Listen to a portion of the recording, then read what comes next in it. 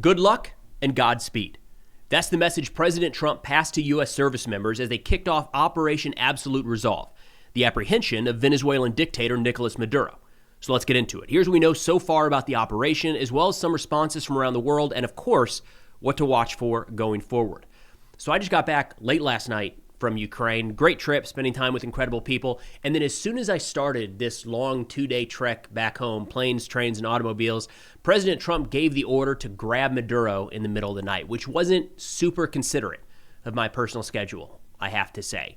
But starting out here with the apprehension mission and what we know so far, General Kane, the chairman of the Joint Chiefs of Staff, issued a statement where he said a couple key things here that I want to stress. First off, this was an incredible effort from across the branches, right? Army, Navy, Marine Corps, Air Force, Space, Cyber, everyone was involved in this operation.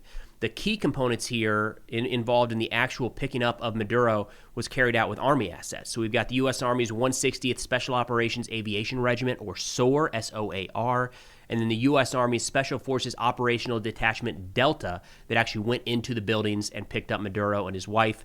That group is also known as Delta Force. Now, we also want to stress that in his briefing, General Kane said that details of the operation would be withheld, specifically the tactics and the operational planning, in the event that the United States needs to carry out another operation like this going forward. So I just want to stress, be wary of anyone with intimate knowledge of exactly how this played out, because from the top levels of U.S. government right now, they're saying we're not going to put that out, at least right now.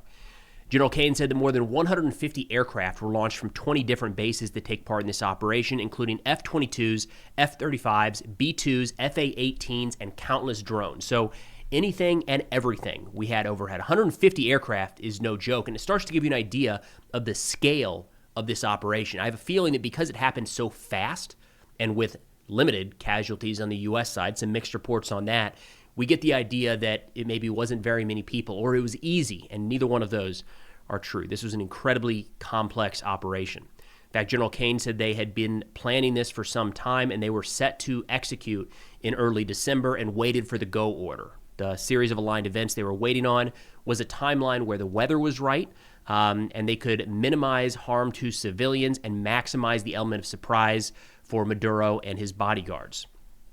Now, the strike footage that came out as soon as this operation began, according to General Kane, was focused on dismantling and disabling Venezuelan air defense networks to allow those ground forces to move in, which was a little bit surprising, I have to say, to see U.S. helicopter Chinooks, MH-47s, moving in low and slow. That is an incredibly juicy target for any air defense assets, and more on that here in a minute. But the focus of those initial strikes was allowing the safe passage of those troop transports. Of course, inside of those helicopters was Delta Force. General Kane said they arrived at Maduro's compound at 0201 local time, so right in the middle of the night. The choppers did come under fire and sustained some damage, but were able to continue the mission and return to base no problem. He said the helicopters responded in self-defense, striking targets around Maduro's compound, and they were able to extract the target as well as his wife and be back over water by 0329 local time. So a little over an hour and a half total inside of Venezuelan territory. Maduro and his wife were moved to the USS Iwo Jima, and General Kane stressed that U.S. forces remain in the region ready to project power as needed. And that's going to be important as we get into kind of what comes next in this whole situation. Now, some details added here from the BBC. They said for months, U.S. spies had been monitoring Maduro's every move. A small team, including one source within the Venezuelan government, had been observing where the 63-year-old slept, what he ate, what he wore, and even, according to top military officials, his pets. They added that the troops took fire when they arrived and one of the U.S. helicopters was hit but still able to fly. In terms of the targets of those airstrikes, the BBC was able to confirm 5 different locations, and we do have some footage on the ground. The BBC says the 5 targets hit was an airfield known as La Cartola, Fuerte Tiuna, a key military facility in Caracas, Port La Guardia, Caracas' main conduit to the Caribbean, Higuorte Airport, apologies in the pronunciation here, just east of Caracas, and Antenas El Volcan, a telecom tower. Now, the casualty numbers here are a little bit varied at this point. We do have the New York Times reporting that about a half dozen U.S. soldiers, so around 6 U.S. soldiers, were injured in the overall operation. We don't have details on the severity of those wounds or if that information is even accurate at this point. I've not seen an official statement from the U.S. government other than to say that no U.S. forces were lost. So nobody killed, possibly some wounded. The New York Times reported that at least 40 people were killed inside of Venezuela during the attack. They said that included military personnel and civilians. That's according to a senior Venezuelan official. Now, Cuba came out and actually announced that 32 of their soldiers were killed in the operation, and they announced 2 days of mourning for their loss. So those numbers, just the gut feeling right now is those don't exactly add up. Not sure in the situation if Venezuela is going to want to downplay. You would expect they're going to want to downplay military losses, play up civilian losses. But if Cuba announces 32 soldiers were killed and Venezuela says 40 total people were killed, including civilians and military, something tells me that 40 number might be a little bit low. And especially as the aircraft and the operators got close to Maduro's compound, that is probably where the kinetic action had the highest effect on casualties. Probably you have to assume that there were a fair number of people killed in those final moments of the raid. And then, of course, anywhere where those airstrikes are taking place around air defense assets. Look, the bottom line here, and we've seen a lot of takes already, the benefit of not being able to report on this is I, at times, could kind of soak up more and more information, and there's people moving in every direction. The bottom line here is this was an incredibly impressive operation. There's no two ways about it. To give you an idea of how effective it was, there's already been speculation that it was allowed to happen, as in, like, Maduro planned with the United States to come get him. Now, there might be some aspects of that forthcoming, and we should expect that there was some coordination from the inside with CIA likely assets. Again, we know already, according to the BBC, that there was somebody on the ground reporting on Maduro's movements. That would be expected. It would not be shocking at all if the CIA or other intelligence agencies had found ways to convince Venezuelan generals to maybe not fire on the aircraft or move some of their assets out of the way or anything like that to make it a little bit easier. That's not cheating. That's not taking the easy route. That's what you're supposed to do in a conflict like this. So if that does play out, that this was, quote, allowed to happen by certain Venezuelan officials, that's an even bigger mark in the impressive category here for the United States. A couple other key aspects here is, depending on what degree the U.S. had infiltrated some of the Venezuelan military, it does look like the Venezuelan military is worse off than we initially expected. I mean, flying Chinook helicopters over the capital city near the president's compound at 2 a.m. without catching any sort of significant surface-to-air fire is ridiculous. That's wild. And there's a lot that goes into that with the jamming and the disruptions and the electric interference and then, of course, the airstrikes coming in beforehand. But it's pretty crazy in that case that the U.S. was able to essentially achieve air dominance over Caracas in a matter of 20 to 30 minutes. That is a shockingly fast time for the Venezuelan military to, in that sense, kind of crumble. So I do want to stress again, whatever ends up coming out about this as we learn more details, at baseline, it looks like absolutely top-tier planning and execution by the U.S. military. Now, in terms of where this is headed, U.S. Attorney General Pam Bondi said Maduro and his wife have been indicted in the Southern District of New York. So again, they're referring to this as the apprehension mission, Maduro being wanted by the United States, $50 million bounty. Bondi said they've been charged with conspiracy to commit narco-terrorism and import cocaine, possession of machine guns and destructive devices, and conspiracy to possess machine guns and destructive devices against the United States. I have a feeling this is going to get messy here pretty quickly. Look, this is one of the reasons we struggled so much during the global war on terror, grabbing some of these terrorists from abroad and then trying to decide, do we try them in a court of law, and what does that look like? We've all got examples. There's famous examples of people that very likely committed a crime, but due to some technicality or some mishap in the court, they're found not guilty. And you have to wonder if Maduro is it is not 100% in U.S. courts, never the case. So if Maduro is going in front of a court here in the United States, there's a non-zero chance that he's found not guilty or acquitted. And kind of wonder what that brings about. But anyways, more on that to come here soon. Looking at the statements, Venezuela, of course, immediately issued a statement saying, quote, "This act constitutes a flagrant violation of the United Nations Charter.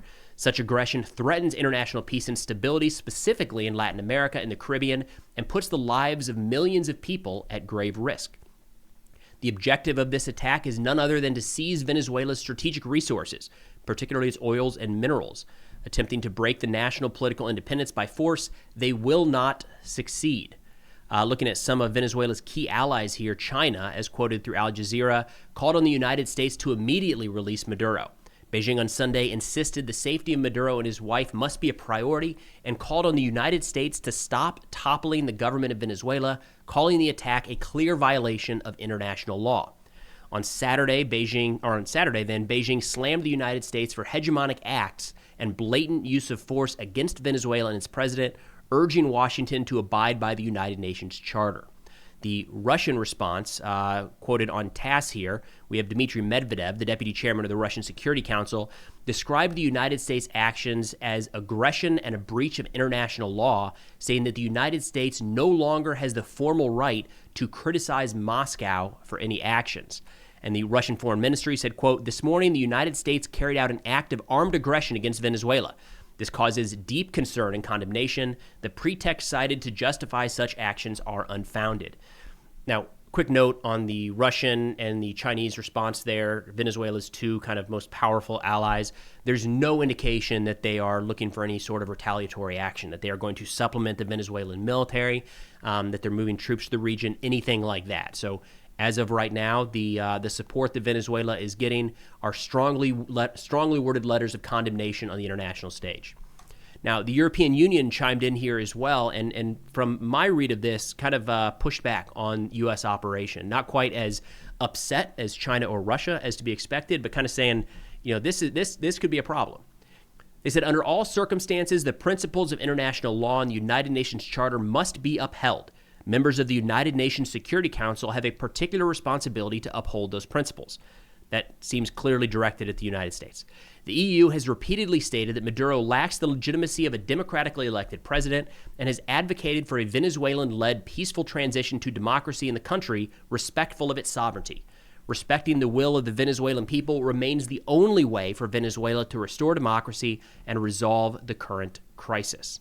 Which leads us into what exactly comes next here. And I'm going to be honest with you, I don't know that anybody really knows. We're getting kind of mixed signals from the U.S. administration and inside of Venezuela. There was a pretty funny picture floating around on X the other day that I'll share here, where they were saying, the operation to go in and grab Maduro seems to be flawlessly planned and executed. Again, I can't stress how impressive that was.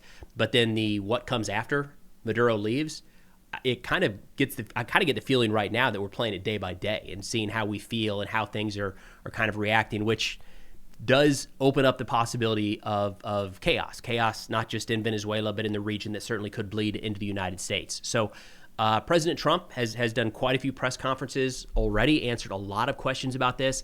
And I want to start out with him talking to reporters about how we, the United States, should be prepared to run Venezuela. And it's a term that he's used over and over and over again. So this wasn't like a slip of the tongue, and he didn't mean to say what he said. This is a component that he's hammered in recent days. But let's give that a quick listen.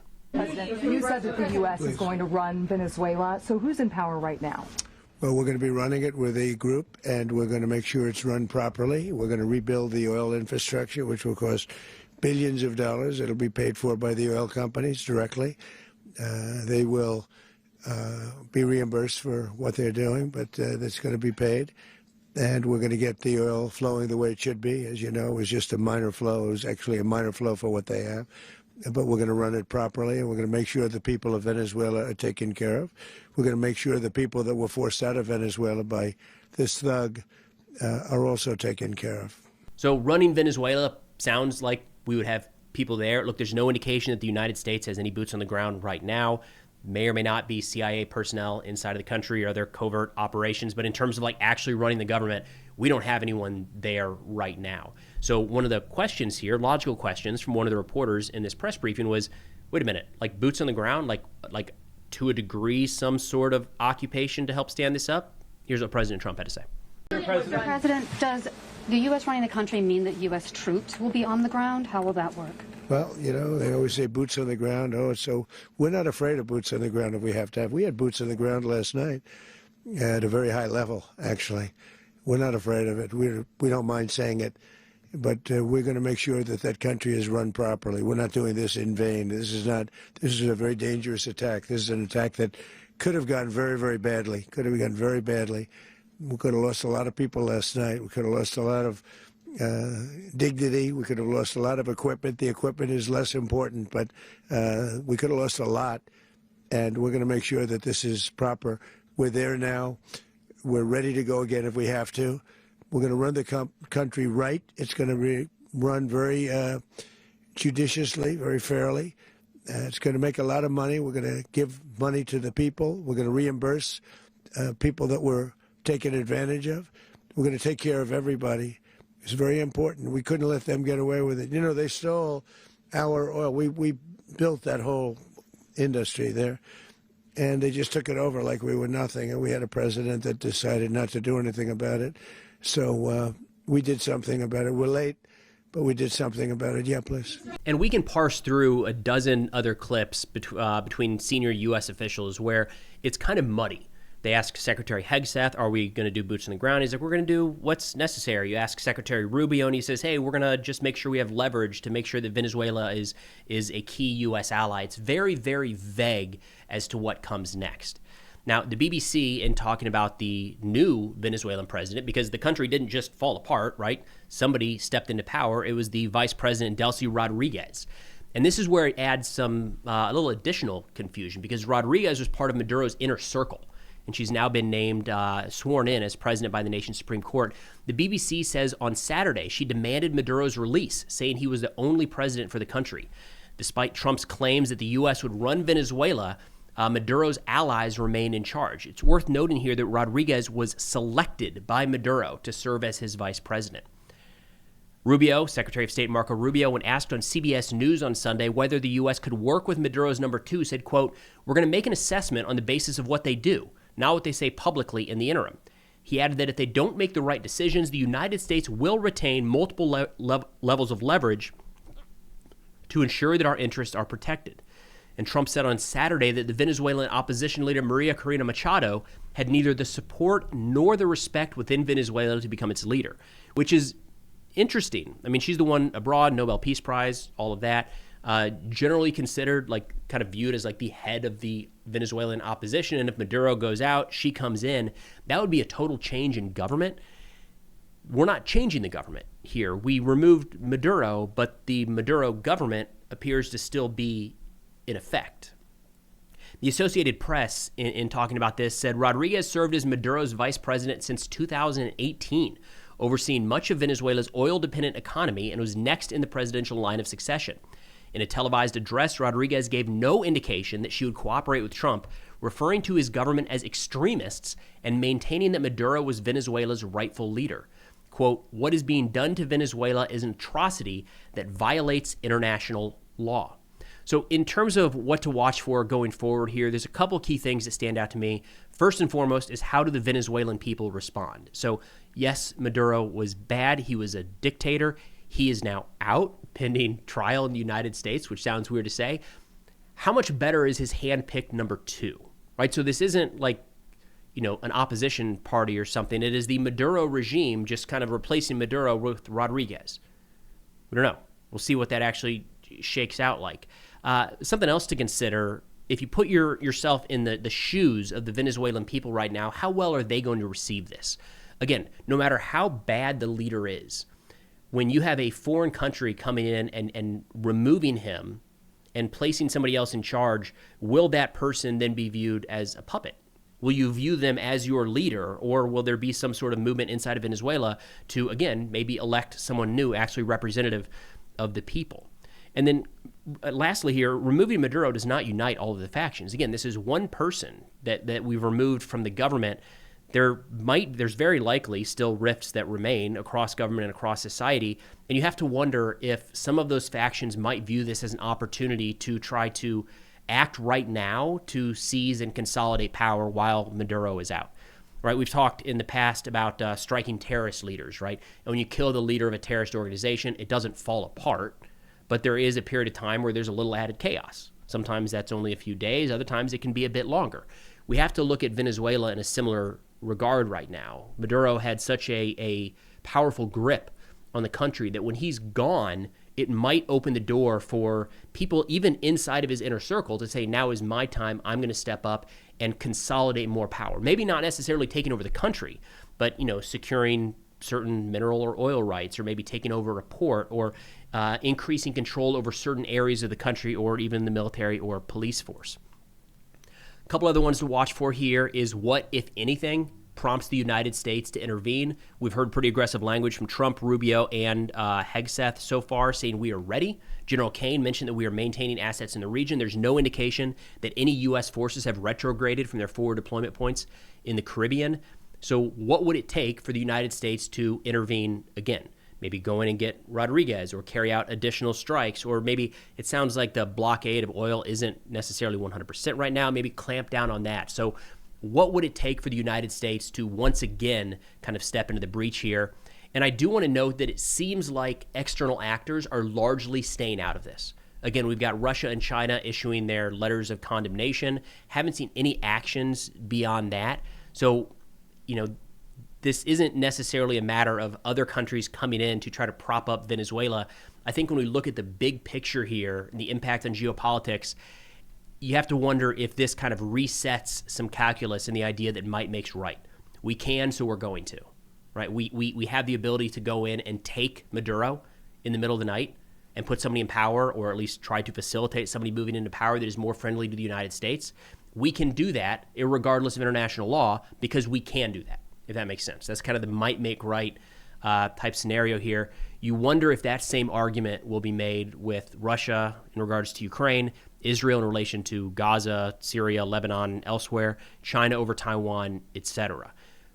We're already starting to see that to a degree, especially from Russia, saying, hey, hypocrites, look what you're doing in Venezuela. We're doing the same in Ukraine, which is apples to oranges, to say the least. But what we have seen anytime the United States carries out something that can be at least a little bit questionable on the international stage, to say the least, we do have a lot of our adversaries pointing to that and saying, well, if you get to do that, then we get to do that. Doesn't always carry a lot of weight, but we should expect that same thing here. For instance, it's died down a little bit in the last year or so, but for the bulk, or at least the first couple of years of Russia's invasion of Ukraine, there were a lot of people in Russia saying, you guys invaded Iraq, so what's the big deal? This is at least on our border. I can see a similar type kind of information operation playing around that, a justification of the continuation or the starting of kind of regional conflicts, pointing to this as, well, if the United States can do it, they're not gonna step out. They're not gonna step up to try to stop us. So more big picture, long-term stuff there. But again, pretty vague as to where this is heading at this point. There's not the number of U.S. troops in the region necessary for or needed for some sort of invasion. I wouldn't expect that in the coming days, but it seems like we're kind of waiting to see how Venezuela handles this themselves before we take any steps forward. So it's going to be interesting. Going to be a chaotic couple days and weeks, to say the least. But that's all we got for now. Thanks for watching, and I'll see y'all next time.